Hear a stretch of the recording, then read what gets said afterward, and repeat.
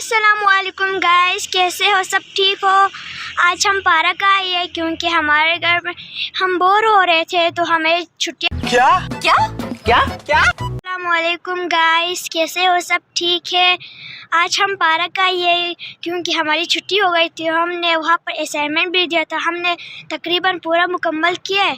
तो आज मेरी बहन ज़िद कर रही थी हमें पार्क जाना है। मेरा घर पे बैठ के वो मैं सुन हो गई हूँ, मुझे पार्क जाने का। तो हमने उसे पार्क लाया और आप देख सकते हैं यहाँ पर दरिया भी है। ये रही मेरी बहन, यहाँ पर आ ही गई है। हेलो आईना, कैसे हो? ठीक हूँ, आप कैसे हो? आप यहाँ पर क्यों आए हो? घूमने के लिए। अच्छा, छुट्टियों का काम किया है आपने? किया है। अच्छा, तो देखिए आप लोग, हम हमारे मामा बाबा के साथ पार्क आए हैं। लगाओ ना सर, चश्मा लगाओ ना सर। क्या नाम है आपका?